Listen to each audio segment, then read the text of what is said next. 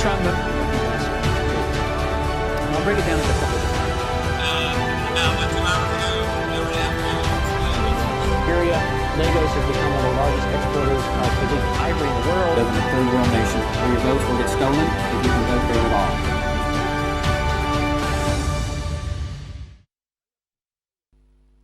Hello, welcome to Around the World with Dane Waters. I am your host. Hey, guess, am I your host or am I not your host? I don't know. I'm going to do a contest where I'm going to say to the world, guess who the host is of Around the World with Dane Waters. And if you get it, you get $5 or 5 quid, as we say in this country in the UK.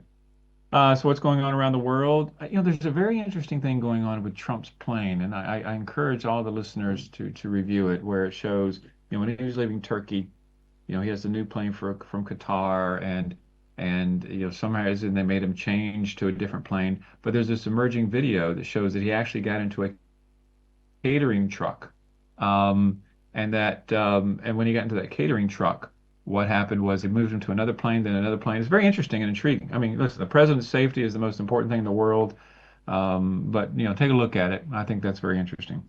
Very sad about the earthquake in Colombia. You had Venezuela, Colombia.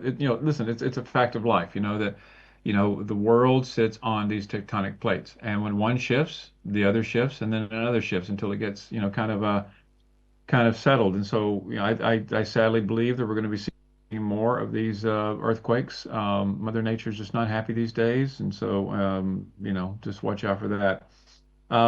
Ukraine, what's happening now. I mentioned this last week, and I'm going to have a guy on Ukraine.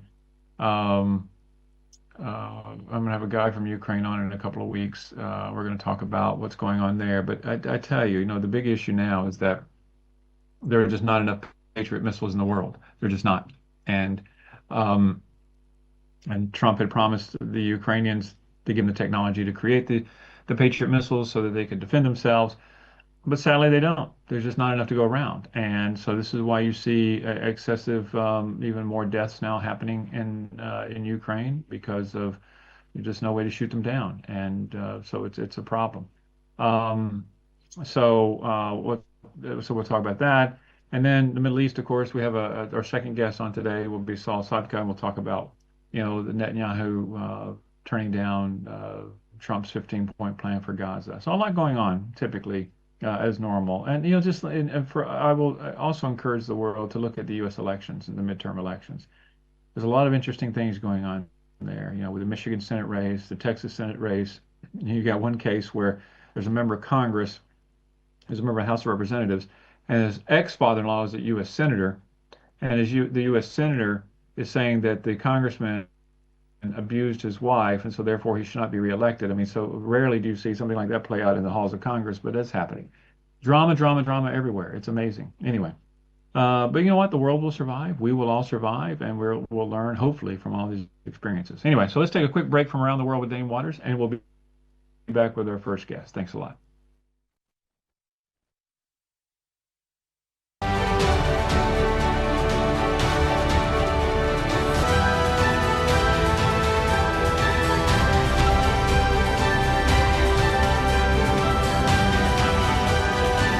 We've always maintained. Listen, the never trying to. I'll break it down into a couple of area. Lagos has become one of the largest exporters of illegal ivory in the world. Live in a third world nation where your votes will get stolen if you can vote there at all.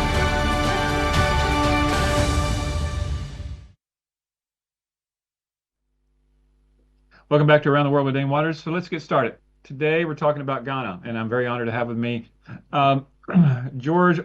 I never get this right. Wireko-Brobby. Is it Brobby? Wireko? Yes. How do you say that? Yes, Wireko. that's a Wireko-Brobby. So that is actually very close. So Yeah. good Even from job. Alabama, I can occasionally say the right things. So, so George, welcome. You're there in Ghana. Were you in Accra? Is Yes, that where you please. are? Yes, I'm in Accra at the moment.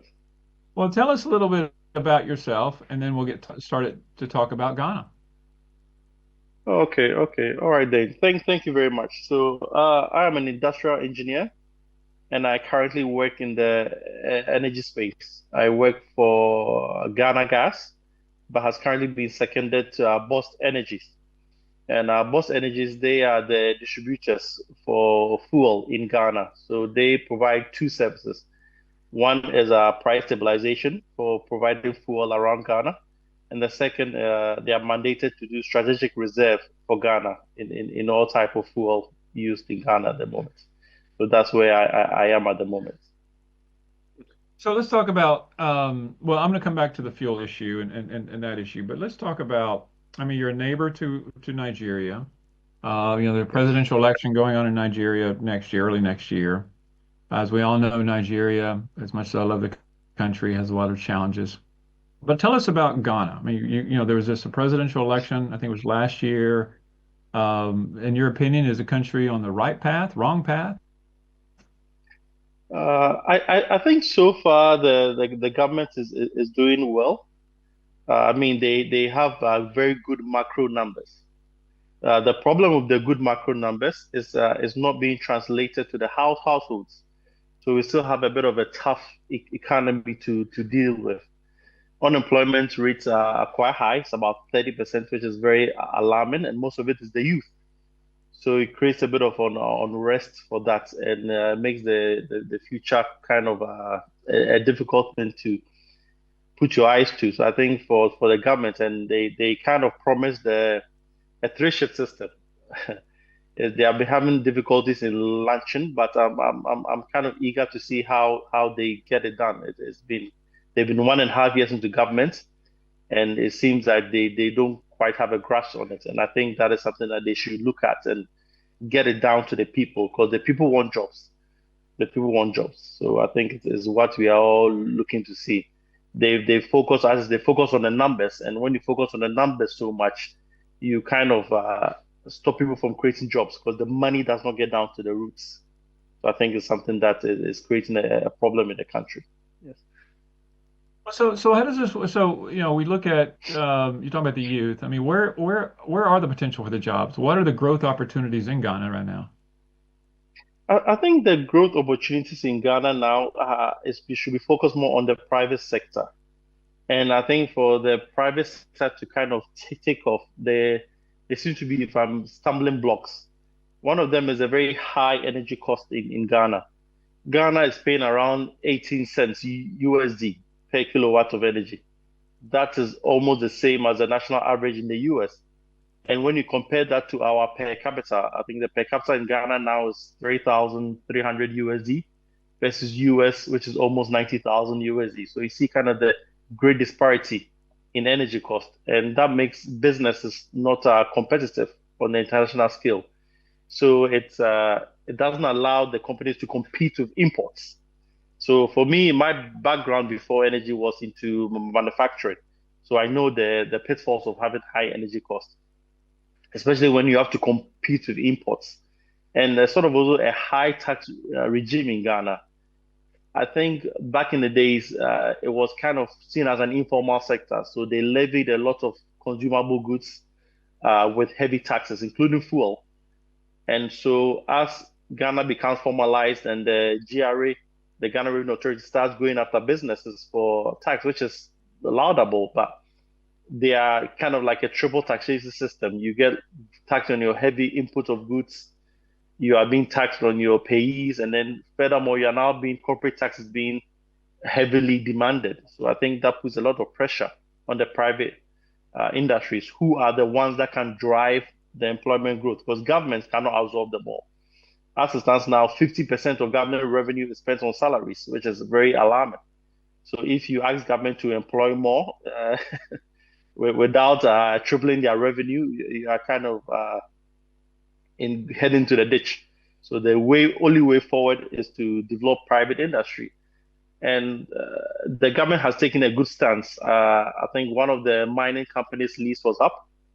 They didn't want it, and it was offered only to indigenous Ghanaians. We've gotten one of the laudable companies, engineers and planners, who have bidded and won it, and they are going to run it. And for the first time, you see, we've gotten cases where, South Africa has a law where it says that 30% of the mining companies automatically should belong to the historically disadvantaged indigents, mainly the blacks in South Africa.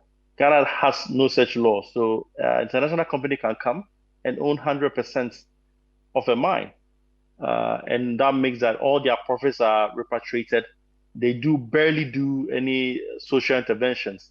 So for the first time, when the indigenous Ghanaian company won, he's promised a lot of things, and we are excited to see what happens. He's promised about five things off the top of my head.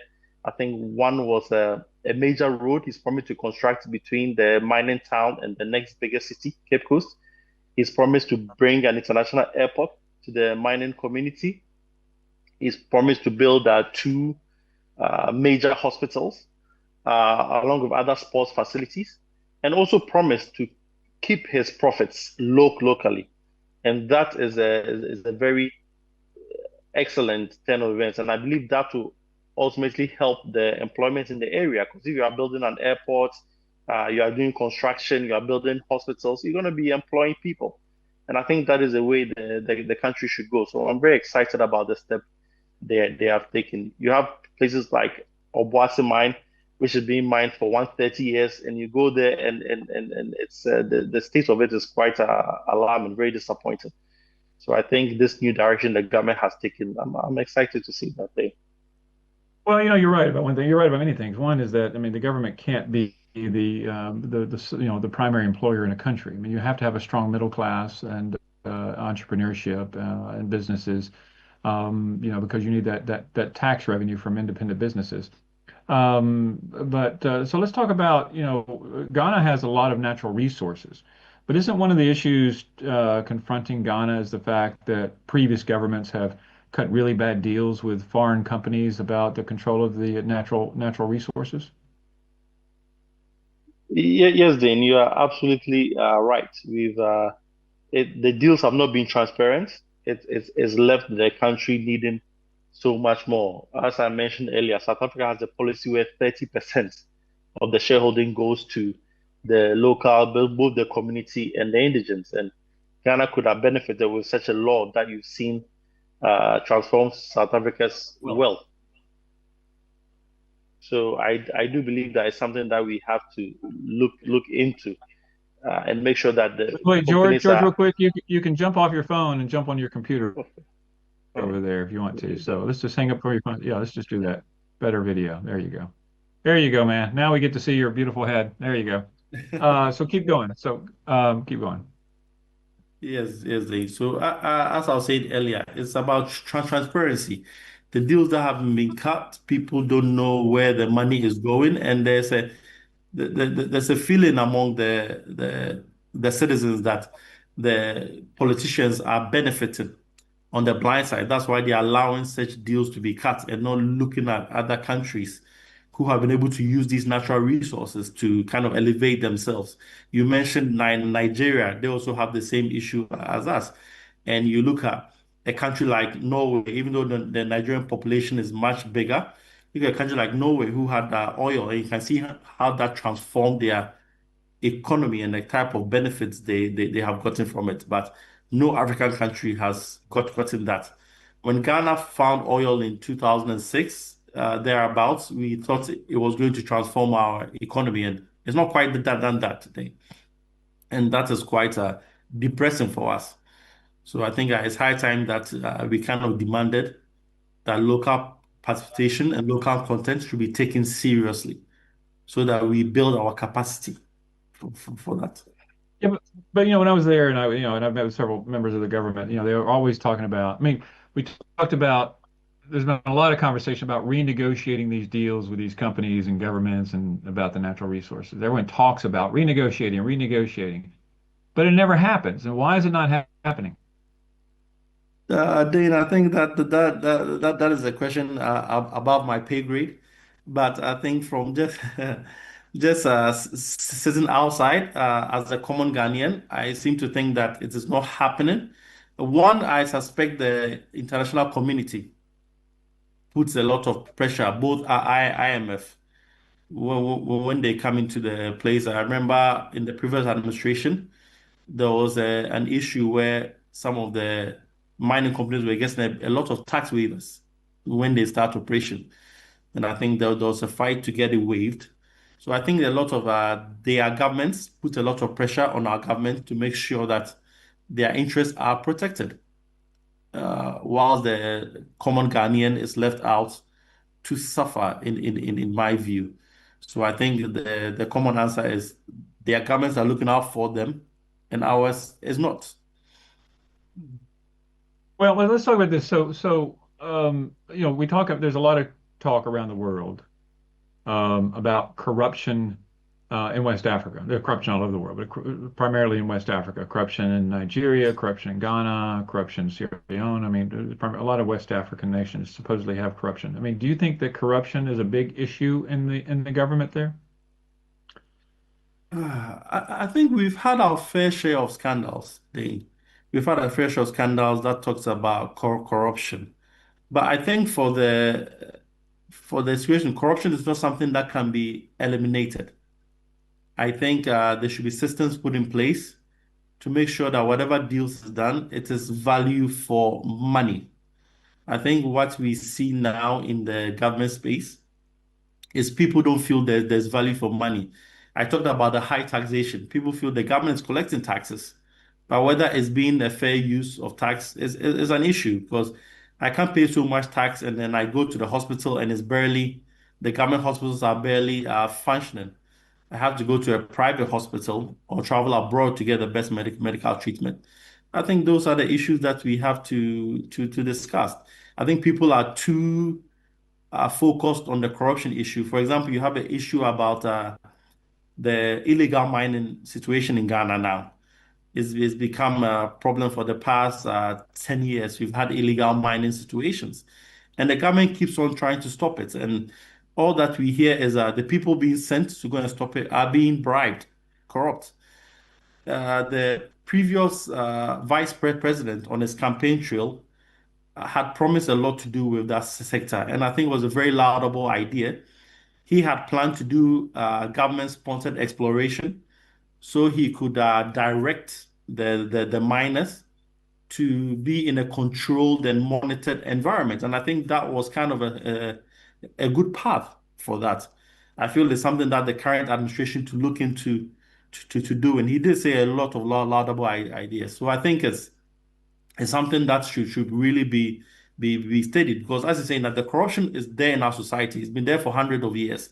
I don't think any government can eradicate corruption. Just like you've seen in the US with the current administration, you've had a lot of corruption scandals. We had some for the first time in the UK during the COVID issue, where there's a lot of corruption scandals. So I think it's something that is part of the human nature. But as I said, the system, you can put system in place and demand accountability and demand value for money so that even when you hear these things, it's not a situation where the citizens were put at a very bad end of it. Yeah, I mean, listen, I agree with you about corruption. I mean, corruption is one of those things, human beings are greedy. That's what happens. I mean, and there's going to be corruption. You're not going to get rid of it. And so a lot of politicians who campaign on that issue, it's not something that happens overnight. I mean, in America, as you said, we have corruption. I mean, there's corruption in every single country in the world. But once again, I would argue that most of the corruption takes place in the executive branch of government. But you still have the parliament. I mean, do you believe that the parliament is providing a proper check and balance on the executive branch there? So no, I don't believe that the parliament is doing their job. I think they have a very clear overview of the numbers, the contracts, everything. But I feel that we have a system where the parliament is, for lack of a better word, they are compromised because they are serving the executive, which should not be the case. And I think that drives us to a very important point. Ghana is having a constitutional review, and one of the points are like the parliamentarians should not hold ministerial offices. And I feel it's 100% right. We should stop that situation, because you can't have somebody in the parliament benefiting from the executive.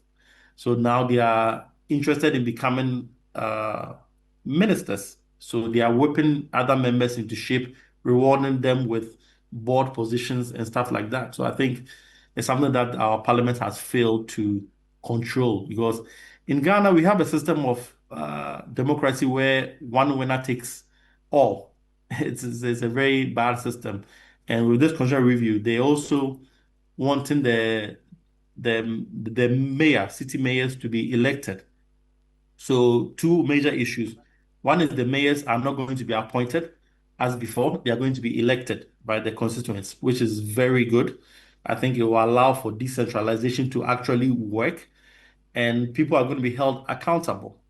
And the parliamentarians too are not going to be allowed ministerial positions. So I'm very excited to see how that happens for the next chapter of Ghana if it gets passed by the parliament. So I think because they do enjoy the fact that they have to help appoint the district assembly heads or the mayors, as you call it. They enjoy from that because it's a whole crony system that has benefited them for many years. So I think that once the constitutional review, if it gets approved by them, if they really have Ghana's interest at heart, they'll make sure that it gets approved. I think I'm excited to see how that plays out for Ghana. As you said, the parliament is not holding the executive branch accountable. They are rather singing to their tune to get rewarded, and that is a major problem. It is definitely a major problem. I mean, it's the fact that, mayors are not elected by the constituency. The fact that, like here in the UK as well, I mean, you have a system where, the prime minister just appoints whoever the ministers are, and they're members of the parliament. I mean, there's a lot of conflict there. I mean, there needs to be greater accountability and greater transparency. And I think that the two reforms you're talking about there in Ghana are very, very critical and very important, and I support them. But let's talk about the economy overall real quick. I mean, we touched on it earlier. When I was there, I mean, a lot of elected officials were blaming COVID on why the economy was so bad. But listen, COVID's gone. You can't use COVID as an excuse anymore. Do you think that the rank and file Ghanaian is doing okay? Do you think there needs to be subsidies? I mean, tell me more about if you were elected tomorrow, what were the top three reforms you would bring to the country? Okay, so basically, I think the top three reforms, as you mentioned COVID earlier, I think COVID did create a big dent on Ghana's economy. But as you rightly said, in 2024, you could see a rise you could see a growth so they had very strong numbers in 2024, which led to a successful 2025. So I think the COVID issue was dealt with by the previous administration, rightly so. It created a lot of issues. The debt exchange program, it was a lot of, and it led to the current administration losing massively at the polls.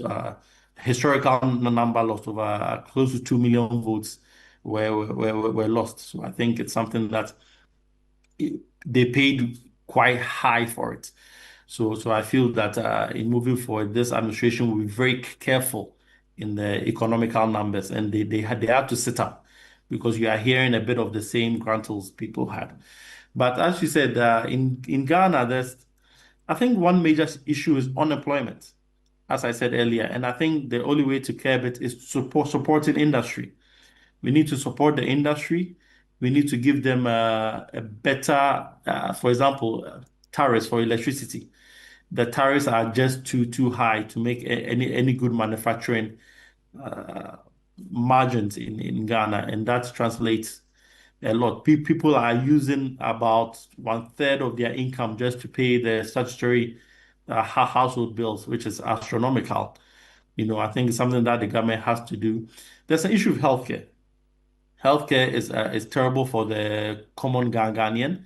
You hear issues of the politicians always flying abroad for medical assistance. I mean, it's our emergency services are non-existent.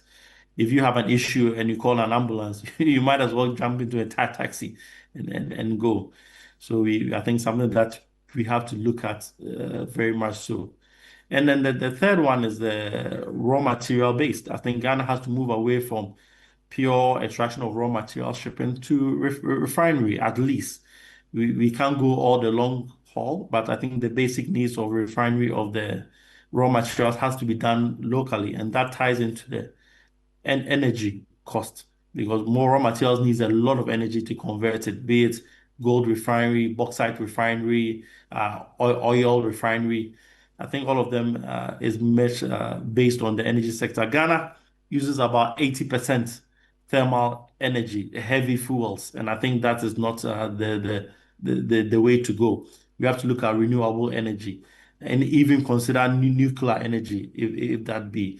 I remember the previous administration did well, led by the then VP candidate, Dr. Matthew Pogo Prempe. He did a lot on the nuclear side, actually signed a deal with the Chinese to come and provide nuclear energy, get rid of the waste. And this administration came and we don't know what has happened to it. It's just been stalled.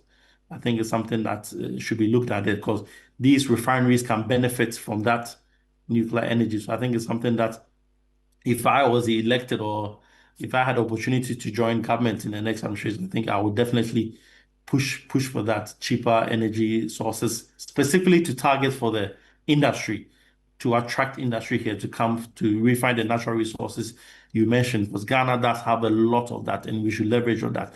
And automatically that will translate to employment.